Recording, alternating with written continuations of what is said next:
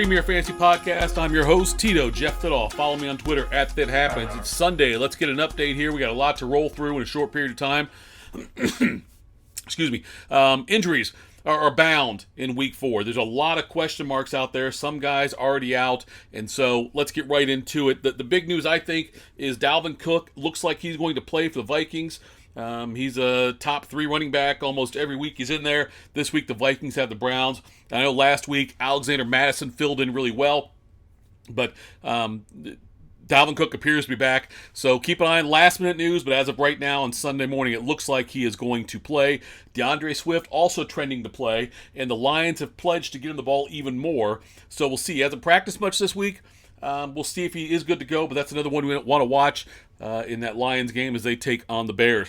Other news, the Tennessee Titans are going to have to lean heavily, even more heavily than usual, on Derrick Henry. Why? A.J. Brown, Julio Jones, both out. So that's going to damage, obviously, Ryan Tannehill's value, but I don't want to invest in any of those Titans receivers that are out there. The only two, like I said, you would ever want to own are Jones and Brown. They are both out this week, so I am fading Ryan Tannehill significantly. Jonathan Taylor is questionable for Indianapolis. I think he'll play. Nyheim Hines, I know, is cutting into his workload quite a bit, but the Colts' offensive line is a mess. 2 guys definitely out, 2 starters, and a third one is questionable. So keep an eye out on that. Jonathan Taylor could be in for a rough week this week.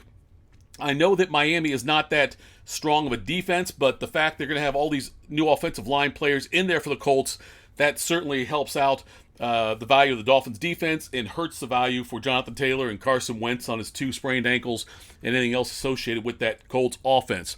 The Giants also having receiver problems. You've got Darius Slayton and Sterling Shepard both out this week. What does that mean? It probably means a opportunity to see more out of their Kenny Golladay, their big free agent acquisition, and also Kadarius Toney might get a chance to finally shine there. I know Colin Johnson's on that squad as well. If I'm going to take them in order, though, if I have to start one, it's Golladay, then Toney. Johnson will be the last option. Tampa Bay's got injury issues as well. They've got their big game in New England tonight, and Rob Gronkowski has been ruled out. He might miss multiple weeks. I'm picking up Cameron Brate if you're desperate for a tight end. I know they also have O.J. Howard there, but I think Brate is the better play long-term if Gronk misses a few games. I'm not expecting tremendous things out of Brate, but if you're somebody who waited on tight ends, like I did in a couple of my leagues, and it's slim pickings, you might want to buy the lottery ticket and Brate and pick him up and slot him into your lineup. Also, Giovanni Bernard out for the Buccaneers. He was just he looked good last week in their loss to the Rams. So this probably means Leonard Fournette gets bumped up a little bit in PPR because those receptions that would have gone to Bernard will probably go to Fournette. And although Fournette certainly has had issues with drops since he got to Tampa Bay, used to be a pretty viable receiver for Jacksonville early on in his career. So I expect a little better out of Fournette, especially in PPR formats. And like I said, Brate is probably the one I would go and grab if you had to. If you were desperate for a tight end. Antonio Gibson for Washington, he's got a shin issue. He's listed as questionable. He had that big 73-yard touchdown pass last week that he caught, the catch and run from Tyler Heineke. And Gibson looks like he's going to play. He finally looked better last week than he has. J.D. McKissick, though, should get some more touches, I would think, this week with that happening. So, I'm not saying you need to bench Antonio Gibson. Just be aware of him, his situation, and make sure you're watching as we get closer to those games, to the game starts, and make sure he is going to play. Another one, the Bears, and I don't know why we're talking about the Bears, but we will. They have announced their starting quarterback for this week. It'll be Justin Fields. They had said it could be a game-time decision, deciding between Dalton, Nick Foles, and Fields. It looks like now Dalton is listed as doubtful. Justin Fields is the starter. So we'll see if he has a better performance for the Bears this week after what he had to endure last week with the awful play calling and 9 or 10 sacks, whatever it was, against the Browns.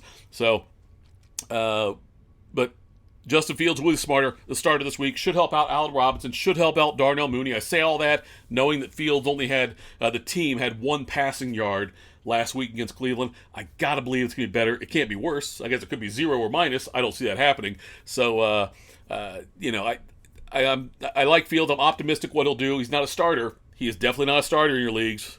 As much as I like him for the whole season, I'm not starting him this week. However, Robinson could end up with a few catches, so I like him. Darnell Mooney, he's got a groin injury. Looks like he's going to play. But, to keep an eye, again, all these injury reports of things that are happening at the end. Speaking of the quarterbacks, the Carson Wentz thing, it looks like Carson Wentz will play for Indianapolis, but he's on 2 bad ankles, so who knows about that. All right, we're going to touch on some of the late games and some strategies for the later games coming up right after this. Hello, Brooks here with the Books with Brooks monthly book club podcast. We read 1 book a month, and then we talk about it. Books like Stephen King's The Shining or Where the Crawdads Sing by Delia Owens. If you're on the hunt for book recommendations and enjoy sparkling conversation, come read along with us, and then listen in.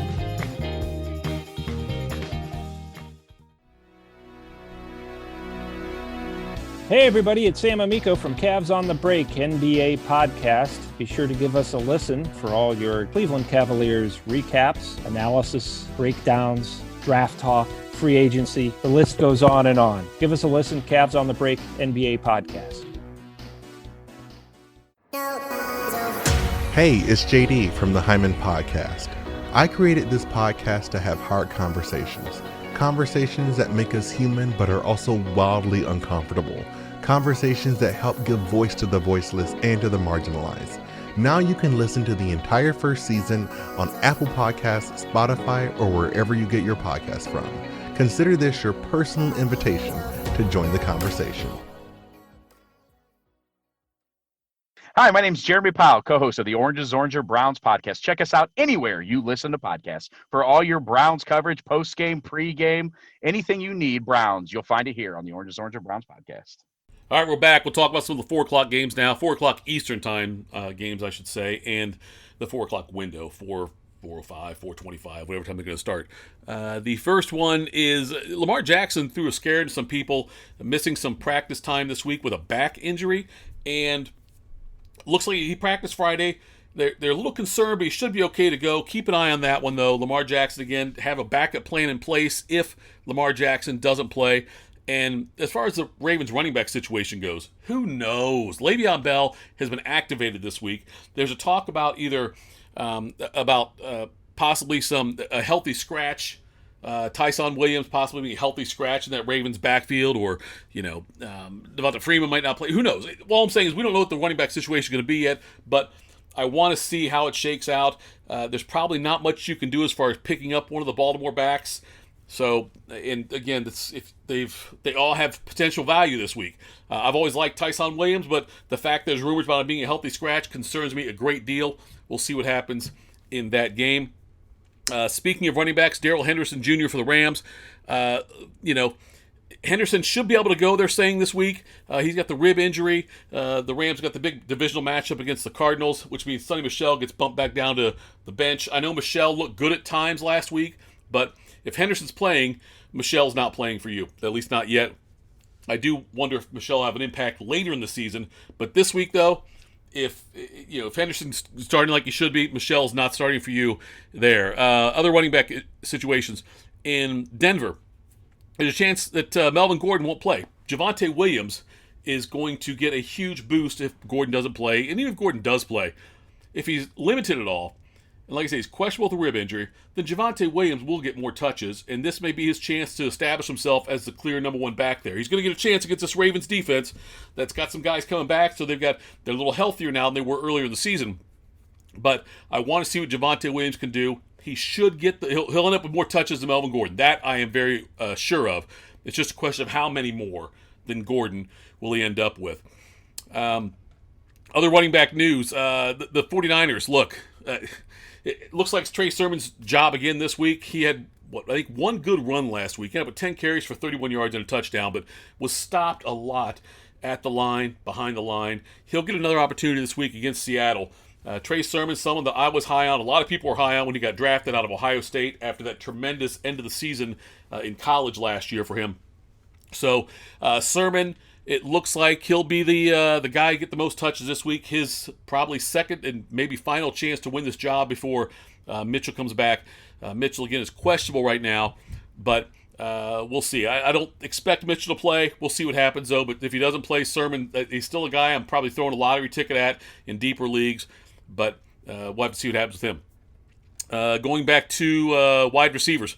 The Pittsburgh Steelers, they get one back, they lose one. They get Deontay Johnson back, which is significant against the Packers on Sunday afternoon. And now Chase Claypool is out with a hamstring injury.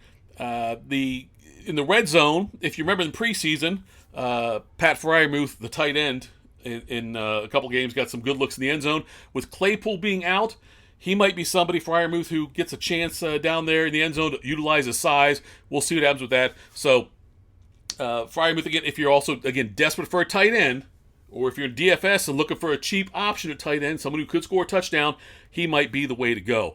In Green Bay, Marquez Valdez-Scantling's out. Does Al Lazard or Randall Cobb benefit? Probably one who benefits is more Devontae Adams. We'll see with that, but Valdez-Scantling out in that game. And then one last one, George Kittle for the 49ers. He is listed as questionable right now, but I think he'll end up playing. It's a game-time decision, but Kittle, though, may play. And again, when you look at these late games, you want to make sure you've got a backup you can plug in. So when you're constructing your roster, before you shut everything down for the day, for the 1 o'clock games, make sure you've got viable options at backups for people like Kittle, for someone like, if you were planning on starting Lamar Jackson. And again, I think Jackson's going to play. I'd be shocked if he didn't play. But something you have to keep an eye on, though, for that, though, is because if there's a last-second decision and he doesn't play, then you want to make sure you have someone in place. And if you look at the late games, I mean, that may be a situation then where you've got to grab a quarterback you normally wouldn't play if you can find one out there. And there's not a lot of great options out there. You obviously can't get Tampa Bay. You might be able to get Mac Jones, I guess, if he's available in your league as someone you could stash just in case Jackson doesn't play. But you want to make sure for all your positions, though, you've got someone out there who you can plug in one of the late games. And just because there's so many game-time decisions on these people, now obviously with the New England-Tampa Bay game, it's more clear-cut. Bernard's out. James White for New England's out for the season. Not that you were starting him. Gronk, he's not going to play. So you should already be able to get backup plans in place for those guys. Monday night game, Vegas and the Raiders. No significant. Michael Williams, there's a chance, or Keenan Allen. Keenan Allen is the one who's battling it, but nothing major for either one of the receivers in LA with the Chargers. So they should all be good to go. The Vegas Raiders, Josh Jacobs, we're not sure on that one. So make sure you've got a backup plan in place if you were planning on using him. And maybe it's Peyton Barber if he's available after his big game last week. But that's the key in all of this, is make sure you have got people in place to plug in the late games before your lineups have to lock for the day and your acquisitions lock for the day, because you want to make sure you don't take a zero in a position and lose a game by a few points when you could have had someone else in there getting positive points. Okay, that's it. I'm at Fit Happens. Any lineup questions, let me know. I'll be around Sunday to answer those. At Fit Happens on Twitter, THIT Happens. Thanks for tuning in to the Premier Fantasy Podcast on the Press Play Podcast Network.